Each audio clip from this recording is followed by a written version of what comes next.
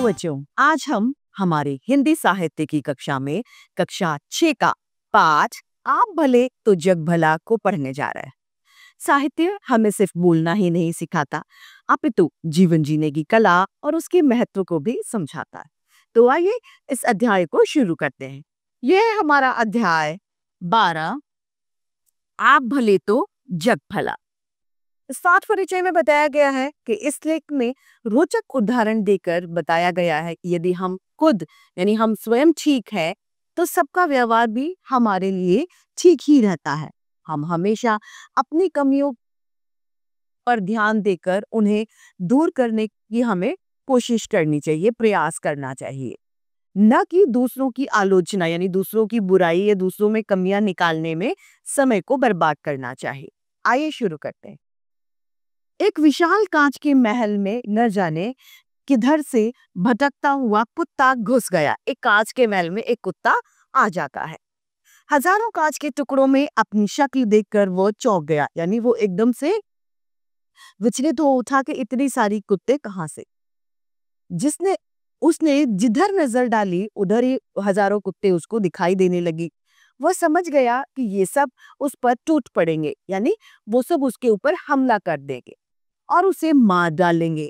अपनी शान दिखाने के लिए वह भौंकने लगा तो उसे सारे कुत्ते क्या हुए, भौंकते हुए नजर आने लगे। सामने वाले सब में प्रतिबिंब उसका परछाई दिखाने लगली और वो सोचने लगा कि जब मैं भौंक रहा हूं तो सामने वाले भी सब भौंक रहे हैं। उसकी आवाज की ही प्रतिध्वनि यानी उसका आवाज की दोबारा रिप्लाई उसके कानों में जोर जोर से गूंजने लगी, आने लगी। उसका दिल धड़कने लगा। वह और जोर से भौंका। सब कुत्ते भी अधिक जोर से भौंकने दिखाई दिए। आखिर वह उन कुत्तों पर झपटा। वे भी उन कुत्तों के ऊपर झपट पड़े। बेचारा जोर जोर से उछला, कूदा, भौंका और चिल्लाया और आखिर में वह गश खाकर चक्कर खाके वहां पर गिर गया। कुछ देर बाद उसी महल में एक दूसरा कुत्ता आता है। उसको भी हजारों कुत्ते दिखाई दिए। वह डरा नहीं। उसने प्यार से अपनी दुम यानी अपनी पूंछ को बड़े प्यार से हिलाया। सभी कुत्तों की दुम प्यार से उसे हिलती हुई दिखाई दी। वह खूब खुश हुआ। कुत्तों की ओर अपनी पूंछ हिलता हुआ बढ़ा। उसने अपनी पूंछ हिलाई और कुत्तों की तरफ बढ़ा। सभी कुत्ते उसकी ओर पूंछ हिलाते हुए बढ़े। वह खुशी से उछला और कूदा, अपनी ही छाया से खेला, खुश हुआ और फिर पूंछ हिलाता हुआ वापस से बाहर वो चला गया। जब मैं अपने एक मित्र को हमेशा परेशान, नाराज और चिड़चिड़ाते हुए देखता हूं तब इसी किस्से का स्मरण हो जाता है, यानी मुझे यही हादसा जो है याद आ जाता है। मैं उनकी मिसाल भौंकने वाले कुत्तों से नहीं देना चाहता, मतलब शांति वाले कुत्ते से मैं देना चाहता हूँ। यह तो बड़ी अशिष्टता होगी। इस पर कहानी से वे चाहें तो कुछ सबक जरूर सीख सकते हैं। यानी इस कहानी से हमें यह सीखने को मिल रहा है कि हम जैसा आचरण करेंगे वैसे लोग हमारे प्रति आचरण करते हैं। दुनिया कांच के महल की तरह है, यानी दुनिया किस तरह है, यहाँ पर लेखक ने दुनिया की तुलना कांच के महल से की गई है। अपने स्वभाव की छाया ही उस पर पड़ती है। आप भले ही जो भला, आप बुरे तो जग भी बुरा लगेगा।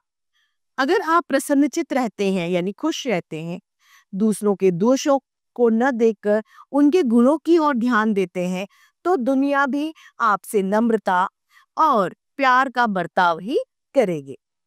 अगर आप होशियार लोगों के ऐबों की ओर देखते हैं, उन्हें अपना शत्रु दुश्मन समझते हैं और उनकी ओर भौंका करते हैं, तो फिर क्यों ना आपकी ओर गुस्सा से दौड़ेंगे।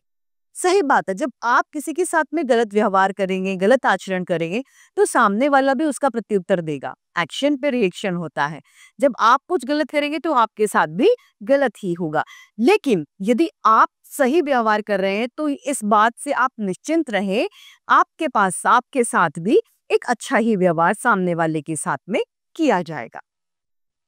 अंग्रेजी में एक कहावत है कि अगर आप हंसेंगे तो पूरी दुनिया भी आपके साथ देगी, पर अगर आपको गुस्सा होना और रोना ही है तो दुनिया से दूर किसी जंगल में चले जाएं, वो ही आपके लिए हितकर होगा, यानी आपका अच्छा वही होगा। अमेरिका के मशहूर नेता अब्राहम लिंकन से किसी ने एक बार पूछा, आपकी सफलता का रहस्य क्या है?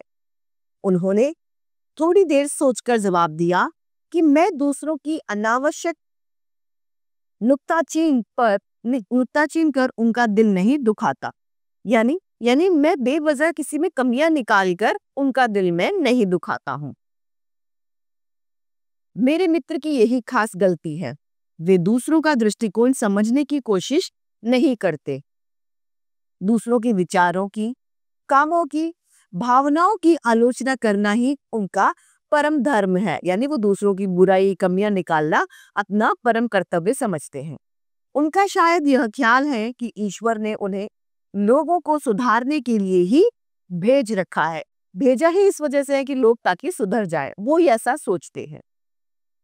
पर वो ये भूल जाते हैं कि शहद की एक बूंद ज्यादा मक्खियों को आकर्षित करती है बजाय एक सेर जहर के। मतलब मिठाई जो है, मिठास शहद की इतनी ज्यादा होती है कि एक बूंद से ही बहुत सारी मक्खियां आ जाती हैं, और उसी की तुलना में यदि 1 किलो जहर भी है तो उस पर मक्खियां कम आएगी। दुनिया में पूर्ण कौन है? सभी अधूरे हैं, किसी न किसी में कुछ न कुछ कमियां जरूर होती है। प्रत्येक में कुछ न कुछ त्रुटियां यानी गलतियां रहती हैं। प्रत्येक व्यक्ति में गलतियां होती हैं, फिर एक दूसरे को सुधारने की कोशिश करना अनुचित ही समझना चाहिए। मतलब जरूरी नहीं समझना चाहिए, गलत ही समझना चाहिए। जैसे कि ईसा ने कहा था कि लोगों की आंख का तिनका तो देखते हैं, पर अपनी आंख के शहतीर को नहीं देखते। यानी अपने अंदर की जो कमियां हैं वो आप नहीं देखते, लोगों की आंख का तिनका आपको दिख जाता है।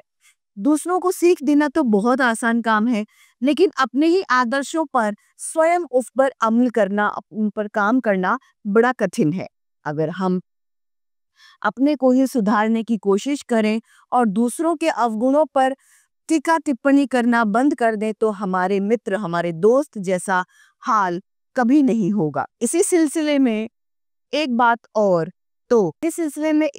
और, आप तो दूसरों की नुक्ताचीनी नहीं करेंगे ऐसी उम्मीद है, पर आप दूसरे ही आपकी नुक्ताचीनी करना न छोड़े तो मेरे मित्र अपनी बुराई या आलोचना सुनकर आप बबूला यानी क्रोधित हो जाते हैं।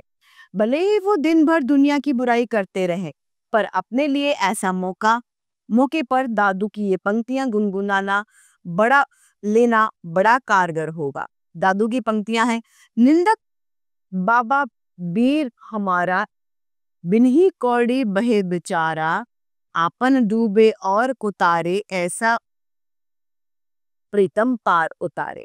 अगर सचमुच कहीं कुछ गलतियां हैं जिनकी और निंदक हमारा ध्यान आकर्षित करता है, तो उन अवगुणों को दूर करना हम सभी का कर्तव्य है, हमारा काम है।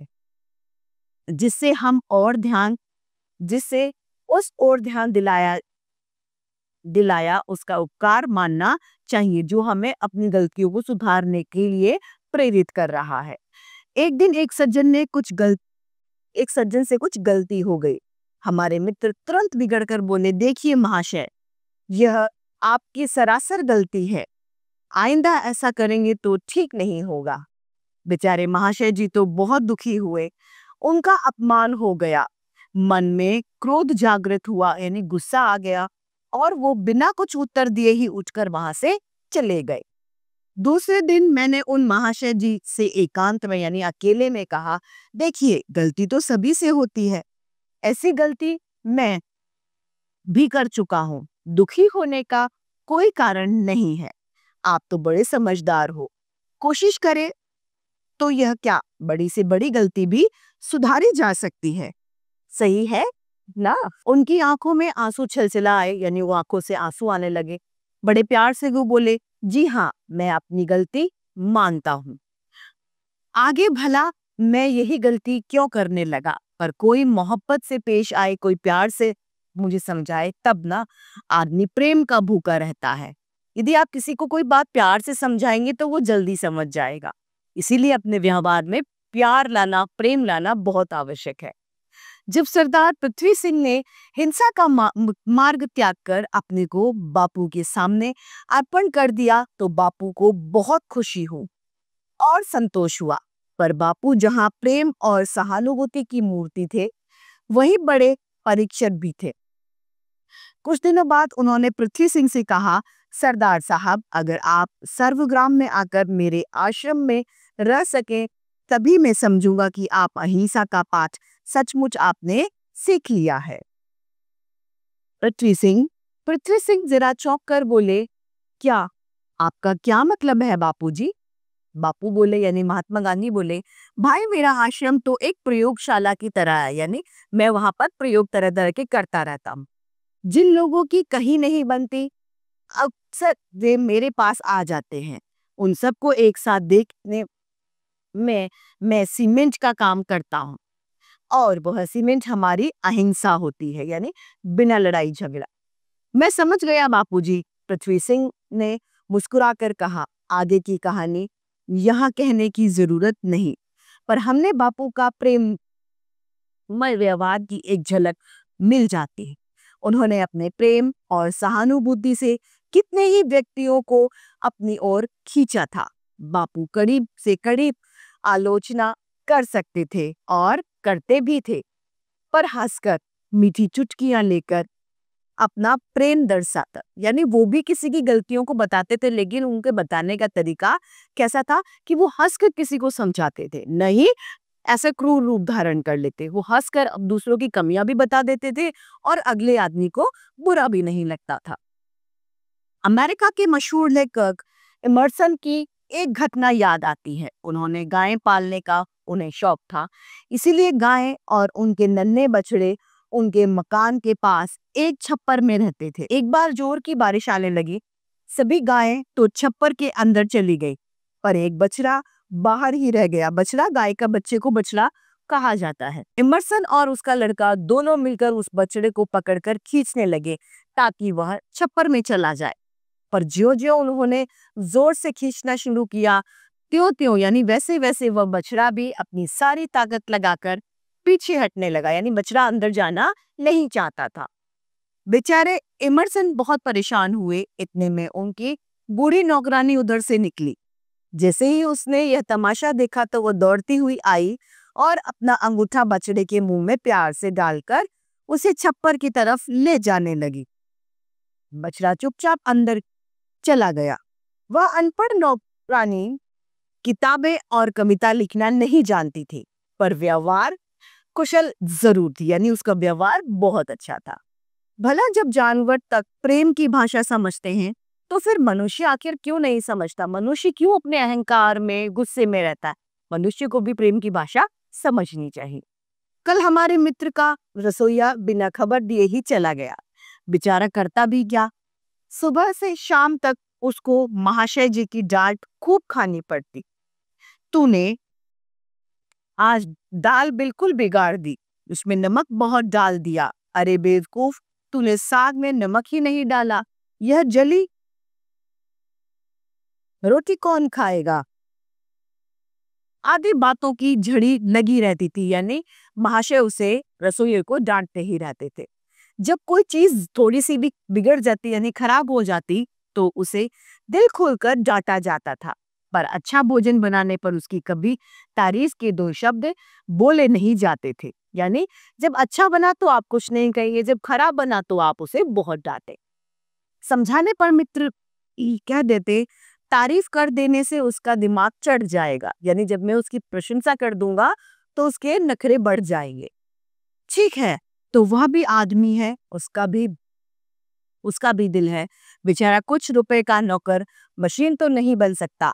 तंग आकर भाग जाने के सिवा उसके पास कोई चारा ही नहीं था, कोई रास्ता उसके पास में अब नहीं था। कहने का मतलब यह है कि उसकी किसी से नहीं बनती, ना मित्रों से, ना ऑफिस के कर्मचारियों से और न ही घर के नौकरों से। सभी में वो कमियां ढूंढता है, इस वजह से उसे किसी से भी उसकी नहीं बनती। उस पर भी मजा यह है कि वे अपनी जिंदगी और विचारों से पूरी तरह संतुष्ट है।